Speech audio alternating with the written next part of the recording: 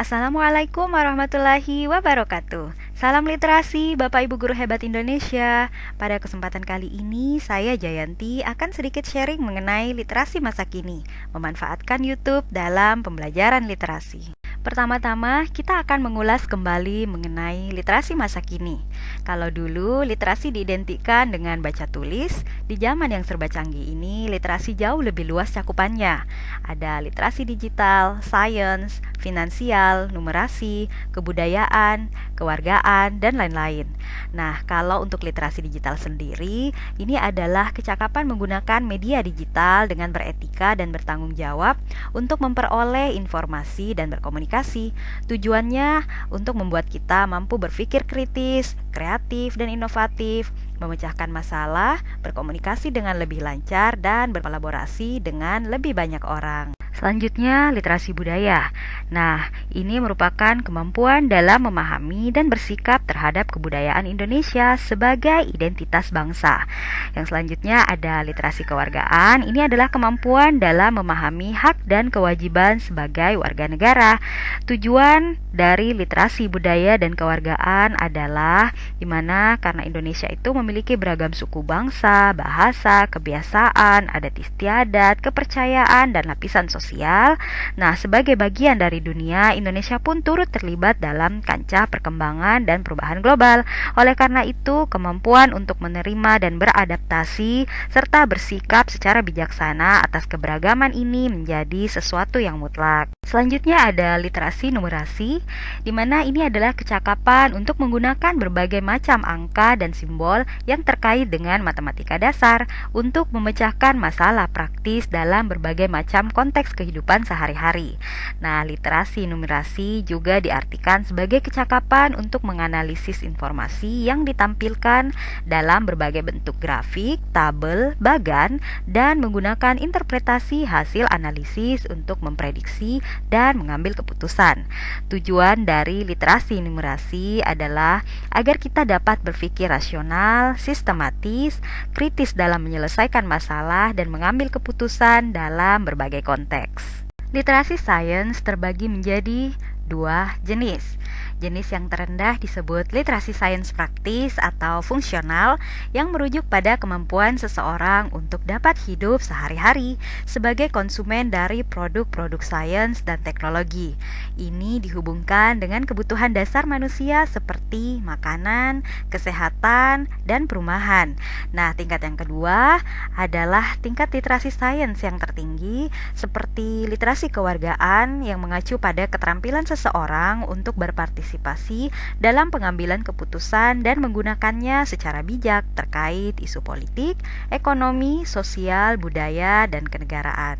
Yang terakhir, selanjutnya ada literasi finansial. Ini adalah pengetahuan dan kecakapan untuk mengaplikasikan pemahaman tentang konsep dan resiko, keterampilan agar dapat membuat keputusan yang efektif dalam konteks finansial, untuk meningkatkan kesejahteraan finansial, baik individu maupun sosial, dan dapat berpartisipasi dalam lingkungan masyarakat. Kecakapan literasi bermuara pada peningkatan pengetahuan, potensi, dan perilaku sehingga dapat berpartisipasi dan berkontribusi bagi masyarakat.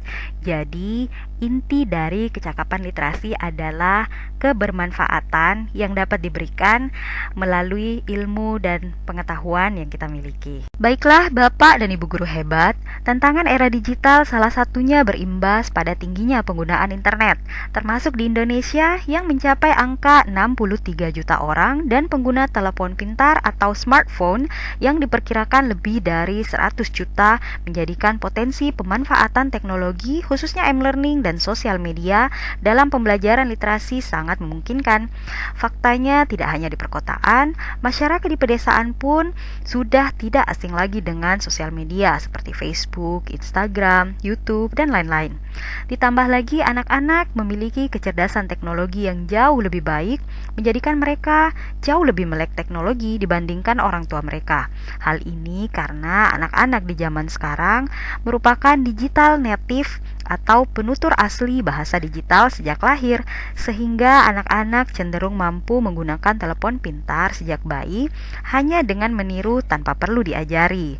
Sayangnya anak-anak menjadi ketagihan dan bahkan banyak banyak yang sudah difasilitasi telepon pintar sejak usia dini. Di satu sisi, fenomena kecanduan gawai yang melanda semua kalangan patut dikhawatirkan, namun pada sisi di mana pengaruhnya tidak dapat dibendung, guru dan orang tua dapat mengambil peran dengan mengurangi dampak buruk serta mengalihkannya pada kegiatan yang bermanfaat dan mendidik.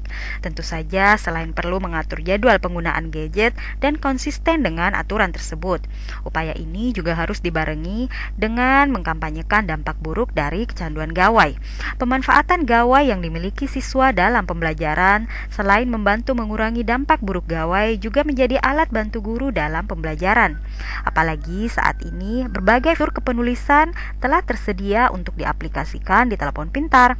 Banyak fitur atau kegiatan yang dulunya hanya dapat diakses di perangkat komputer, kini dapat pula diakses dan dikerjakan dengan ponsel. Apa saja sih contoh pemanfaatan smartphone? Nah, kita bisa mengedit foto, mengedit video,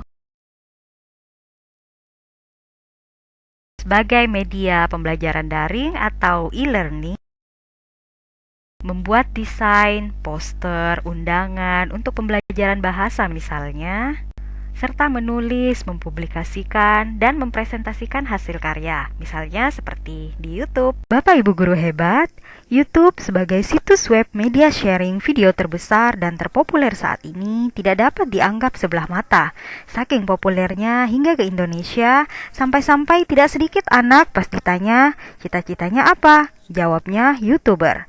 Nah, semoga dengan ini kita dapat mengarahkan mereka agar jadi YouTuber yang bermanfaat. YouTube memiliki beberapa keunggulan. Misalnya, YouTube ini sangat potensial karena merupakan situs paling populer dan mampu memberikan value bagi pendidikan. YouTube juga sangat praktis, mudah digunakan baik siswa maupun guru. Kemudian dari segi informatifnya, YouTube mampu memberikan informasi perkembangan ilmu pengetahuan dan memfasilitasi berdiskusi, tanya jawab atau bahkan mereview sebuah video. YouTube juga shareable atau dapat dibagikan di berbagai jejaring media sosial dan tentunya ekonomis karena bisa digunakan secara gratis. Untuk kelemahannya sendiri, karena semua orang dapat mengunggah video sehingga kebenaran informasi harus diperiksa lagi karena masih banyak hoax dan video-video yang tidak pantas ditonton khususnya oleh anak-anak. Oleh karena itu sangat penting sekali kita melakukan pengawasan terhadap anak-anak saat mereka menonton YouTube. Selanjutnya, fitur-fitur apa saja yang tersedia di YouTube? Nah, kita bisa menjalankan video selanjutnya secara otomatis, ini disebut autoplay. Kemudian ada link berbentuk video yang disebut anotasi untuk menampilkan video lain saat menonton video. Kemudian kita bisa mengatur kecepatan video, kita juga bisa menggunakan subtitle atau terjemahan. Kemudian video juga bisa disimpan dan ditonton secara offline. Bapak Ibu guru hebat Indonesia, sekarang kita menuju ke proses pembuatan video. Pada kesempatan kali ini saya menggunakan PowerPoint. Nah, hal pertama yang harus dilakukan adalah menentukan materinya. Kita telaah dulu indikator dan tujuan pembelajarannya apa, kemudian kita siapkan skrip atau naskahnya. Naskah ini sangat penting khususnya kalau kita akan menambahkan video ke dalam presentasi kita. Nah, kedua, kita buat bahan presentasinya sama seperti biasa. Setelah bahan presentasinya sudah dibuat, kita kemudian menambahkan video atau foto atau juga audio. Video harus terlebih dahulu dimasukkan, sedangkan kalau audio selain dapat dibuat juga sebelumnya dapat juga direkam secara langsung pada fitur yang saya lingkari di sebelah kiri. Ini adalah contoh video yang ditambahkan rekaman video yang sudah dibuat sebelumnya.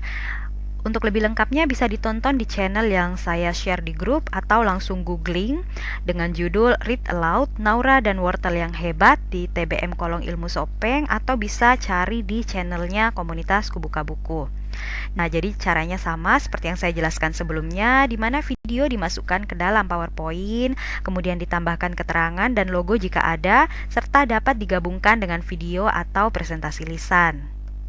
Untuk video ini saya tunjukkan sebagai contoh video yang pure tanpa tambahan rekaman video. Jadi hanya bahan presentasi yang ditambahkan audio. Untuk lebih lengkapnya bisa ditonton di channel yang saya share di grup atau silahkan dibuka di channel Komunitas Kubuka Buku. Setelah video atau audio ditambahkan, posisinya diatur, ditambahkan keterangan dan lain-lain, bahan presentasi kemudian di cross check terlebih dahulu, bisa di slideshow.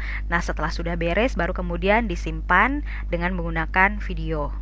Tahap terakhir, kita upload videonya di YouTube, kemudian linknya di-share di grup kelas dan didiskusikan.